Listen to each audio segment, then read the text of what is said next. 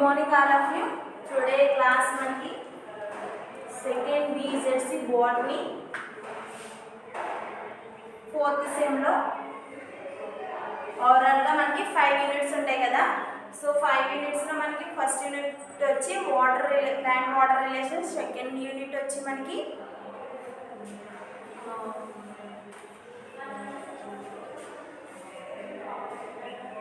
Mineral nutrition and enzymes, third unit వచ్చి photosynthesis, fourth unit వచ్చి plant metabolism and fifth unit వచ్చి growth and development. So మనకి first second unit complete, third unit తర్వాత start చేస్తామని చెప్పాను కదా. So plant మెటబాలిజంలో మనకి ఓవరాల్గా glycolysis, Krebs and HMP pathway గురించి తెలుసుకున్నాం కదా.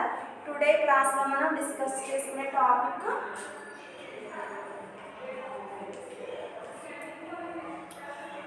Electron transport.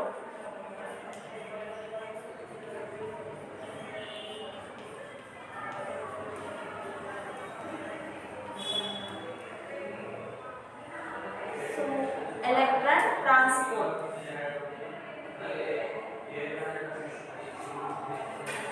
ఎలక్ట్రాన్ ట్రాన్స్పోర్ట్ అంటే గ్లైకోలిసిస్, క్రెబ్స్లో మనకి ఏటీపీ, ఎన్ఏడిపిహెచ్లు, హైడ్రోజన్ H2 అణువులు, సో ఇలా మనకి మాలిక్యూల్స్ అనేవి ఏర్పడినప్పుడు మనకి ఎలక్ట్రాన్ ట్రాన్స్పోర్ట్ అనేది జరుగుతుంది. సో మనకి మ్యాట్రిక్స్లో అంటే మైటోకాండ్రియాలో మనకి మ్యాట్రిక్స్ ఉంటుంది కదా. సో ఆ మ్యాట్రిక్స్లో అంటే మాత్రిక అంటారు. సో ఆ మ్యాట్రిక్స్లో మనకి అవుటర్ లేయర్లో జరిగే ఎలక్ట్రాన్ ట్రాన్స్పోర్ట్ గురించి, ఎలక్ట్రాన్ ఏ విధంగా ట్రాన్స్పోర్ట్ అవుతాయి అనేది మనం ఈరోజు టాపిక్లో తెలుసుకుంటాం. దాన్ని ఎలక్ట్రాన్ ట్రాన్స్పోర్ట్ అంటారు. సో ఈ ఎలక్ట్రాన్ ట్రాన్స్పోర్ట్ అనేది ఏ విధంగా జరుగుతుంది అంటే, this is the based on pattern of Mitchell's chemi-osmotic hypothesis. This is the synthesis of ATP in the mitochondria with its utilization of oxygen called a oxidative phosphorylation. So మనకి oxidative ఫాస్ఫోరిలేషన్లో మనకి oxygen అనేది use చేసుకుంటే కనుక దాన్ని oxidative phosphorylation చర్య అని అంటారు.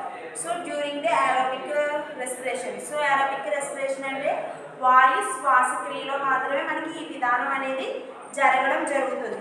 So energy అనేది మనకి ఏటీపీ రూపంలో విడుదల అవడం అనేది జరుగుతుంది. సో దీన్ని ఒక కెమికల్ రియాక్షన్ రూపంలో మనకి వివరించడం జరిగింది. సో దాంట్లో మనకి ఎలక్ట్రాన్ అనేది ఏ విధంగా ట్రాన్స్పోర్ట్ అవుతున్నాయి అనేది ఇప్పుడు చూద్దాం. సో దీన్ని సైకిల్ రూపంలో తీసుకోవడం జరిగింది.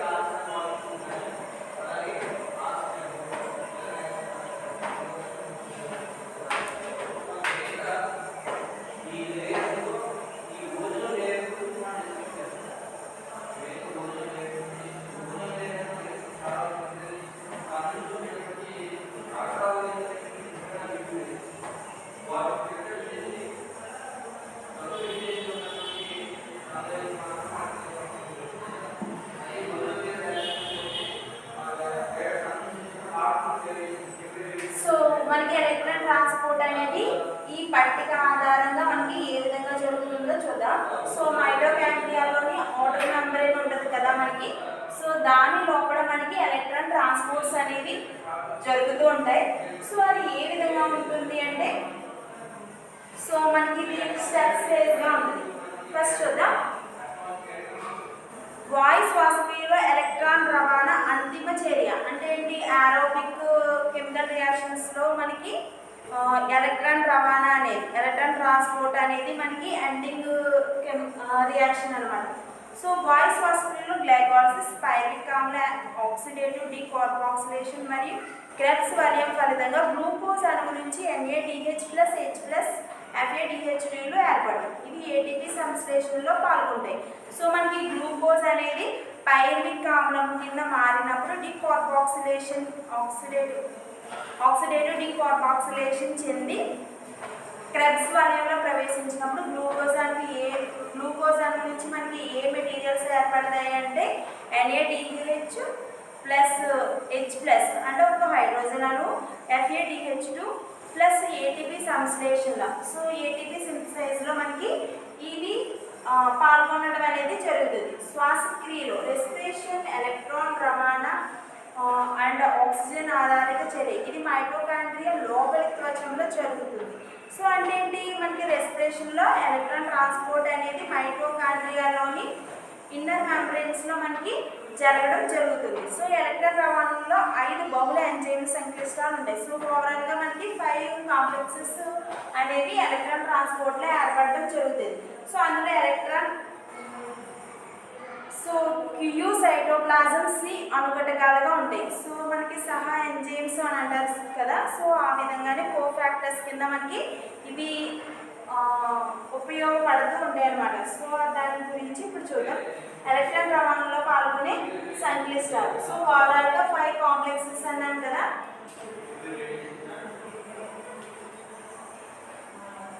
సో అవి ఏమేంటి?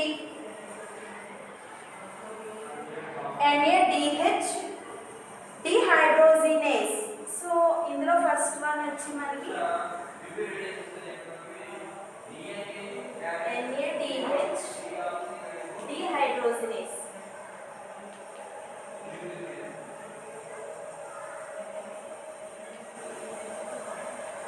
సెకండ్ వన్ వచ్చి సక్సినిక్ డిహైడ్రోజినేస్. థర్డ్ వన్ వచ్చి మనకి cytochrome C reductase. And fourth one వచ్చి సైటోక్రోమ్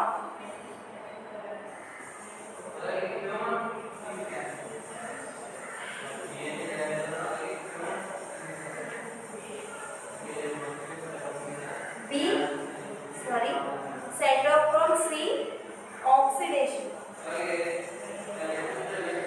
లేదా ఆక్సిడేస్. ఫిఫ్త్ వన్ వచ్చి ఏటీపీ సింథసిస్.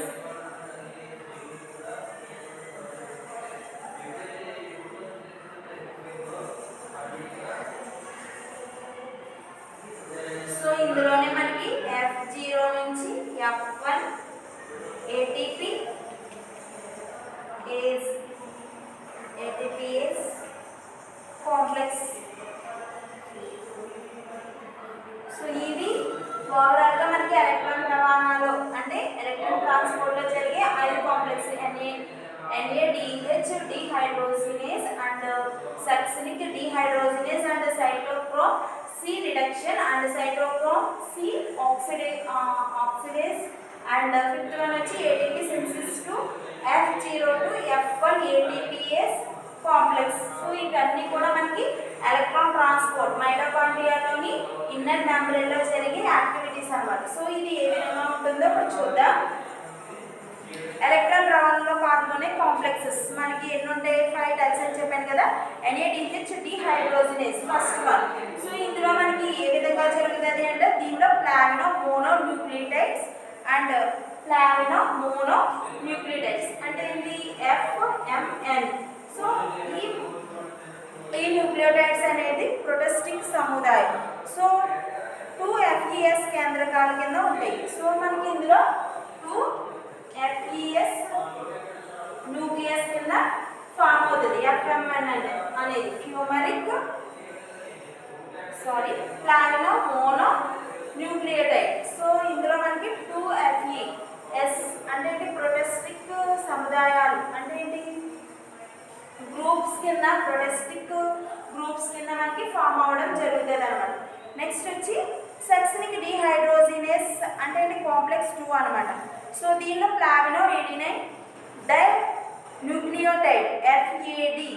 సో మనకి ఇందులో FAD ఫస్ట్ FMN, సెకండ్ వచ్చి మనకి FAD flavin adenine dinucleotide. So FAD. So prosthetic సముదాయం ఇందులో ఏంటి మనకి 2 FES కేంద్రకాల కింద ఉంటాయి. సేమ్ దీనికి కూడా మనకి 2 FES న్యూక్లియస్ అనేది ఫామ్ అవుతుంది. సో నెక్స్ట్ వన్ వచ్చి ఇది ఫస్ట్ వచ్చి డిహైడ్రోజినేస్ చర్య, సెకండ్ వన్ వచ్చి మనకి సక్సినిక్ డిహైడ్రోజినిక్ చర్య అనమాట. సో సక్సినిక్ యాసిడ్ అనేది ఇందులో కో ఎంజైమ్ కింద మనకి పాల్గొంటుంది. సో నెక్స్ట్ వచ్చి సైటోక్రోమ్ C రిడక్టేస్. దీనిలో 2 రకాలు అంటే ఏంటి B రకం అండ్ సైటోక్రోమ్ అండ్ C రకం సైటోక్రోమ్స్ అనేవి ఉంటాయి. వీటితో పాటుగా మనకి FES ప్రోటీన్స్ కూడా ప్రజెంట్ అయి ఉంటాయి అన్నమాట. సో ఇందులో మనకి B రకం వచ్చి 560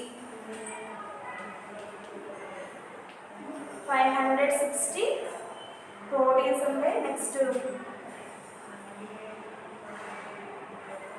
565.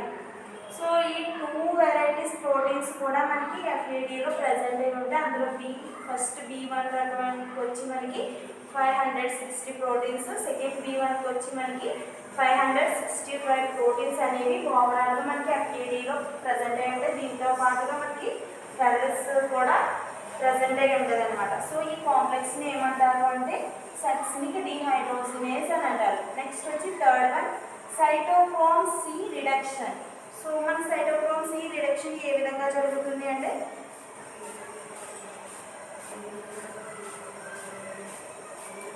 దీనిలో కూడా మనకి BC సైటోక్రోమ్లో సైటోక్రోమ్ C1 కింద ఉంటాయి. వీటితో పాటు FES ప్రోటీన్ కూడా ఉంటాయి. సో మనకి సేమ్ దీంట్లో కూడా మనకి FES ప్రోటీన్స్ అనేవి ప్రజెంట్ అయి ఉంటాయి. సో అందువల్ల దీన్ని ఏమంటారంటే సైటోక్రోమ్ C రిడక్షన్ అని అంటారు. సెకండ్ వన్ వచ్చి ఫోర్త్ వన్ వచ్చి మనకి సైటోక్రోమ్ C ఆక్సిడేజ్ అంటే ఏంటి కాంప్లెక్స్ 4 అనమాట. దీనిలో సైటోక్రోమ్లు A3 మరియు 2 కాపర్ ప్రోటీన్లు ఉంటాయి.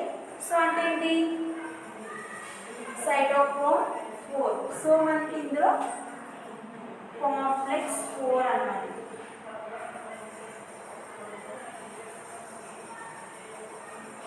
సో ఇందులో మనకి ఏముంటాయి సైటోక్రోమ్స్ అనేవి A3.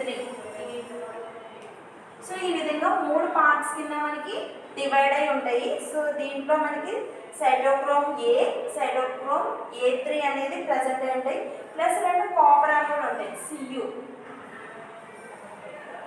2 కాపర్ అణువులు అనేవి మనకి ప్రజెంట్ అయి ఉంటాయి అన్నమాట. సో ఈ కాంప్లెక్స్ని ఏమంటారంటే సో ఈ ప్రోటీన్తో నింపబడి ఉంటుంది కాబట్టి ఈ రో అంతటిని కూడా మనం ఏమంటారంటే C4 కాంప్లెక్స్ లేదా కాంప్లెక్స్ 4 అన్నమాట.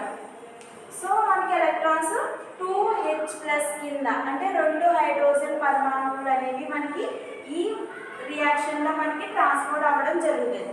ఫస్ట్ వన్లో వచ్చి 4 హైడ్రోజన్ పరమాణువులు వెళ్తాయి. సెకండ్ వన్ వచ్చి మనకి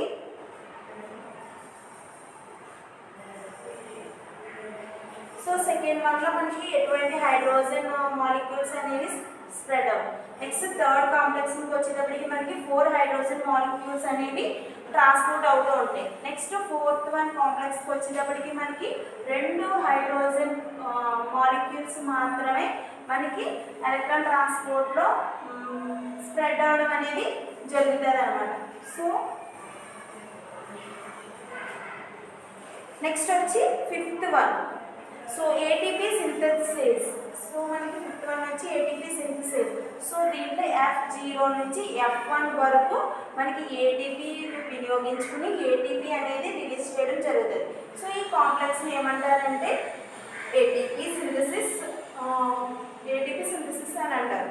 సో దీంట్లో ఎలా ఉంటుంది, F0 మైటోకాండ్రియా లోపల త్వచంలో ఉంటుంది, F1 రేణువులు మైటోకాండ్రియా లోనికి చొచ్చుకుని పోయి ఉండదు. సో అంటే ఏంటి, మనకి ఫ్లావనోస్ మాలిక్యూల్స్ ఉంటాయని చెప్పాను కదా, ఇవి మైటోకాండ్రియల్ యొక్క ఇన్నర్ మెంబ్రేన్ నుంచి మనకి మైటోకాండ్రియల్ మాతృకలోనికి అంటే క్రిస్టే అంటారు కదా, సో క్రిస్టేలోనికి మనకి ఇది స్ప్రెడ్ అవ్వడం అనేది జరుగుతుంది అనమాట. సో అందువల్ల దీన్ని ఏమంటారంటే ఏటీపీ సింథసిస్ అంటారు. ఓవరాల్గా 5 కాంప్లెక్సెస్ అన్నిటికీ కలిపి ఏమంటారు అంటే ఎలక్ట్రాన్ ట్రాన్స్పోర్ట్ అంటారు. సో అంటే ఎలక్ట్రాన్ ఒక చర్య నుంచి ఇంకొక చర్యకి ఏ విధంగా ట్రాన్స్పోర్ట్ అవుతూ ఉన్నాయి అనేది మనకి తెలుస్తుంది. సో మనకి ఎండింగ్ ప్రోడక్ట్ వచ్చి ఏటీపీ అనమాట. సో ఎనర్జీ అనేది మనకి బయటికి రిలీజ్ అవ్వడం జరుగుతుంది. సో దీన్నే మనకి ఎలక్ట్రాన్ రవాణా యాంత్రికం. సో అంటే ఏంటి, ఫస్ట్ ఇందులో ఓవరాల్గా 7 స్టేజెస్ వివరించడం జరిగింది. అందులో ఫస్ట్ వన్ వచ్చి మైటోకాండ్రియా మాతృకలో ఏర్పడ్డ NADH నుండి విడుదలైన ప్రతి 2 ఎలక్ట్రాన్లు సంక్లిష్ట ఎంజైమ్ 1లోని FAMకి బదిలీ అవుతుంది. కానీ దీనికి ఎలక్ట్రాన్ రవాణాకు గేటివ్గా భావిస్తారు. దీనివల్ల NADH ఆక్సీకరణం చెంది NADని ఏర్పరుస్తుంది. సో మైటోకాండ్రియాలో మనకి NADH అనేది ట్రాన్స్పోర్ట్ అయినప్పుడు మనకి FMN చెప్పాను కదా, ఫస్ట్ది FMN. సో దీనికి ఎలక్ట్రాన్స్ అనేవి బదిలీ అవుతాయి అంటే ట్రాన్స్పోర్ట్ అవుతాయి అనమాట. ఇది ఫస్ట్ దశ. సెకండ్ వన్ వచ్చి మనకి సంక్లిష్టం 2. దీని నుంచి ఎలక్ట్రాన్ యూబిక్ క్వినోన్ UQ అని చెప్పాను కదా, యూబిక్ క్వినోన్కి మనకి ఇది సెకండ్ స్టేజ్ అనమాట. సో యూబిక్ క్వినోన్కి ఎలక్ట్రాన్లు బదిలీ అవుతాయి అంటే ఎలక్ట్రాన్లు అనేవి ట్రాన్స్పోర్ట్ అవుతాయి. ప్రోటాన్లు మైటోకాండ్రియల్ మాతృక నుంచి పెరి మైటోకాండ్రియల్ ప్రదేశంలోకి స్థానాంతరం చెందాయి. సో ప్రతి 2 ఎలక్ట్రాన్ల బదిలీకి 4 హైడ్రోజన్లు స్థానాంతరం జరుగుతుంది. సో మనకి 2 ఎలక్ట్రాన్లు ట్రాన్స్పోర్ట్ అవ్వాలి అంటే మనకి 4 హైడ్రోజన్ పరమాణువులు అనేవి మాలిక్యూల్స్ అనేవి మనకి ట్రాన్స్పోర్ట్ అవ్వడం జరగాలి. సో ఇది ఎక్కడ జరుగుతుంది, QB లేదా UQ. సో మనకి ఈ దశలో మనకి ఎలక్ట్రాన్స్ అనేవి 4 హైడ్రోజన్ మాలిక్యూల్స్ని మనకి రిలీజ్ చేయడం జరుగుతుంది. సో మనకి 2 ఎలక్ట్రాన్లు అనేవి మనకి ట్రాన్స్పోర్ట్ అవ్వడం జరుగుతుంది అనమాట. నెక్స్ట్ వచ్చి థర్డ్ వన్, క్వినోన్ బలయం జరుగుతుంది. UB సెమీ క్వినోన్ సంక్లిష్టం 1 నుంచి 1 ఎలక్ట్రాను ప్లస్ మైటోకాండ్రియాలో మాతృక నుంచి 2 ప్రోటాన్లు గ్రహించి యూబిక్ క్వినోల్గా క్షయకరణం చెందుతుంది. సో మనకి యూబిక్ క్వినోల్ అనేది సెమీ క్వినోల్ సంక్లిష్టం అనమాట. సో ఈ కాంప్లెక్స్లో మనకి ఎక్కువగా 2 ప్రోటాన్లు ప్లస్ 1 ఎలక్ట్రాన్ అనేది తీసుకుని యూబిక్ క్వినోల్గా రిడక్షన్ అనేది చెందుతుంది. సో ఇది థర్డ్ స్టేజ్. నెక్స్ట్ వచ్చి మనకి ఫోర్త్ స్టేజ్ ఏ విధంగా జరుగుతుందంట, యూబిక్ క్వినోల్ సంక్లిష్టం అనేది థర్డ్ని చేరి ఎలక్ట్రాన్లు సైటోక్రోమ్ Bకి అందిస్తుంది. ఈ సమయంలో యూబీ సెమీ క్వినోన్లు ఏర్పడి 2 ప్రోటాన్లు మైటోకాండ్రియా మాతృకలోనికి విడుదలవు. యూబీసీ సెమీ క్వినోన్ని తిరిగి యూకి సమూహానికి చేరడం. సో మనకి కాంప్లెక్స్ 3 అనేది దాంట్లో ఏర్పడిన ఎలక్ట్రాన్లు మనకి సైటోక్రోమ్ B అని చెప్పాను కదా, సో దాంట్లోనికి మనకి ప్రోటాన్స్ అనేవి ట్రాన్స్ఫర్ అవ్వడం జరుగుతుంది అనమాట. సో ఇందులో కూడా మనకి 2 ప్రోటాన్స్ అనేవి ట్రాన్స్పోర్ట్ అవుతూ ఉంటాయి. సో ఇదంతా కూడా మనకి మైటోకాండ్రియా యొక్క మ్యాట్రిక్స్లో జరిగే యాక్టివిటీ అనమాట. సో నెక్స్ట్ వచ్చి దశ 5th అంటే ఏంటి, స్టేజ్ 5 ఏముంటుంది అంటే సంక్లిష్టం 3 నుంచి ఎలక్ట్రాన్లు సైటోక్రోమ్ 3కు బదిలీ అవుతాయి. దీనివల్ల సైటోక్రోమ్ క్షయకరణం చెందును. ఇది ఎలక్ట్రాన్ సంక్లిష్టం 4కు అందించి క్షయకరణం చెందును. సంక్లిష్టం అంటే ఏంటి, మనకి థర్డ్ కాంప్లెక్స్లో ఏర్పడిన ఎలక్ట్రాన్లు సైటోక్రోమ్ థర్డ్కి బదిలీ అవుతాయి. సో మనకి సైటోక్రోమ్ 3 స్టేజ్కి మనకి ఎలక్ట్రాన్స్ అనేవి రిడక్షన్ చెందాయి అనమాట. సో ఈ ఎలక్ట్రాన్ల కాంప్లెక్షన్ అనేది ఓవరాల్గా ఆక్సీకరణం చెందుతుంది. అంటే ఏంటి ఆక్సీకరణం అంటే ఆక్సిడేషన్ చెందడం వల్ల మనకి 4th స్టేజ్ అనేది ఫామ్ అవడం జరుగుతుంది అనమాట. సో నెక్స్ట్ వచ్చి మనకి 6th స్టేజ్. సో ఇది ఏ విధంగా ఉంటుంది, సంక్లిష్ట 4 నుంచి ఎలక్ట్రాన్లు అణు ఆక్సిజన్ బదిలీ అవుతాయి. అణు ఆక్సిజన్ బదిలీ అయ్యే ప్రతి 2 ఎలక్ట్రాన్లకు 4 హైడ్రోజన్ మైటోకాండ్రియా మాత్రం నుంచి తొలగించబడతాయి. సో ఇందులో మనకి 2 హైడ్రోజన్లు నీటి అణువును ఏర్పరచుకుని వినియోగించుకుంటే మిగిలిన 2 హైడ్రోజన్ పెరి మైటోకాండ్రియల్ ప్రదేశానికి స్థానాంతరం చెందింది. సో మన కాంప్లెక్స్ 4లో ఏర్పడిన ఎలక్ట్రాన్లు అనేవి ఆక్సిజన్కు బదిలీ అవుతాయి. సో ఆక్సిజన్ని మనకి ట్రాన్స్పోర్ట్ చేస్తూ ఉంటాయి అన్నమాట. సో ఇలా బదిలీ అయినప్పుడు మనకి 4 హైడ్రోజన్ పరమాణువులు ఏర్పడతాయి కదా. ఇందులో 2 హైడ్రోజన్ పరమాణువులు అనేవి మనకి వాటర్ని ఏర్పరచుకోవడానికి వినియోగించుకుంటే మిగిలిన రిమైనింగ్ 2 హైడ్రోజన్ మాలిక్యూల్స్ అనేవి పెరిమైటోకాండ్రియంలోనికి ట్రాన్స్పోర్ట్ అవుతాయి అన్నమాట. సో ఈ స్టేజ్ని ఏమంటారంటే స్టేజ్ 6 అనమాట. నెక్స్ట్ వచ్చి 7th స్టేజ్. సో ఈ దశలో FADH2 ఎలక్ట్రాన్ రవాణాలో పాల్గొంటుంది.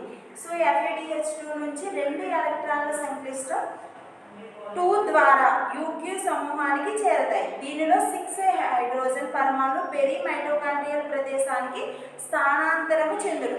సో ఇందులో మనకి FADH2లు అనేవి H ద్వారా అంటే హైడ్రోజన్ మాలిక్యూల్స్ ద్వారా యూబిక్ ఫినోల్కి మనకి 6 హైడ్రోజన్ పరమాణువులు అనేవి ట్రాన్స్పోర్ట్ అవడం అనేది జరుగుతుంది అనమాట. సో గ్లైకాలసిస్లో ఏర్పడిన NADH 2 ఎలక్ట్రాన్లను నేరుగా NADH డిహైడ్రోజినేస్ సహాయంతో UQ సమూహానికి అందజేస్తుంది. దీనిలో కూడా మనకి 6 హైడ్రోజన్ పరమాణువులు మరియు పెరి మైటోకాండ్రియల్ ప్రదేశంలోనికి స్థానాంతరం చెందాయి. సో మనకి గ్లైకాలసిస్లో ఏర్పడే NADH అనేవి 2 ఎలక్ట్రాన్లు నేరుగా అంటే ఏంటి మనకి ఎలక్ట్రాన్స్ని NADH డిహైడ్రోజినేస్ చర్యలో UQ సమూహానికి మనకి 6 ఎలక్ట్రాన్స్ అనేవి సో 6 హైడ్రోజన్ పరమాణువులు అనేవి పెరి మైటోకాండ్రియంలోనికి మనకి స్ప్రెడ్ అవ్వడం జరుగుతుంది అనమాట. సో ఓవరాల్గా ఈ యాక్టివిటీని అంతటిని కలిపి ఏమంటారు అంటే ఎలక్ట్రాన్ ట్రాన్స్పోర్ట్ అంటారు. సో ఇది మెయిన్ ఇంపార్టెంట్ క్వశ్చన్. సో మనకి 4th యూనిట్లో ఓవరాల్గా ప్లాంట్ మెటబాలిజంలో 4 questions main important. First one వచ్చి గ్లైకాలసిస్, సెకండ్ వన్ వచ్చి క్రాబ్స్, థర్డ్ వన్ వచ్చి మనకి HMP pathway and 4th one వచ్చి ఎలక్ట్రాన్ ట్రాన్స్పోర్ట్. సో మనకి ట్రాన్స్పోర్ట్ ఈ క్వశ్చన్ అడిగినప్పుడు మనకి ఇలా సైకిల్ వేసి 5 స్టేజెస్ గురించి వివరిస్తూ సో మనకి ఎలక్ట్రాన్స్ అనేవి ఏ విధంగా ట్రాన్స్పోర్ట్ అవుతున్నాయి అనేది రాసినప్పుడు మాత్రమే మనకి ఫుల్ మార్క్స్ పడే అవకాశం ఎక్కువగా ఉంటుంది. సో ఇది మోస్ట్ ఇంపార్టెంట్ క్వశ్చన్. సో ఈ 4 కూడా మనకి ప్లాంట్ మెటబాలిజంలో మెయిన్ ఇంపార్టెంట్ క్వశ్చన్స్ అనమాట.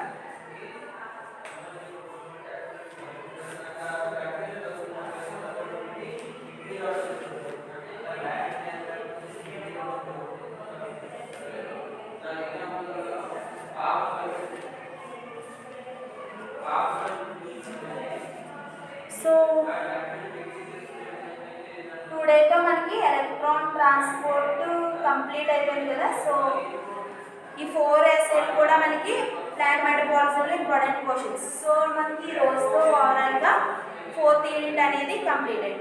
ఇప్పటికి మనకి ఓవరాల్గా 3 units completed. Next remaining 2 units next క్లాస్లో మీకు ఇంకొక యూనిట్ అనేది స్టార్ట్ చేస్తాను. సో ఇవన్నీ కూడా మోస్ట్ ఇంపార్టెంట్ టాపిక్స్ అనేవి.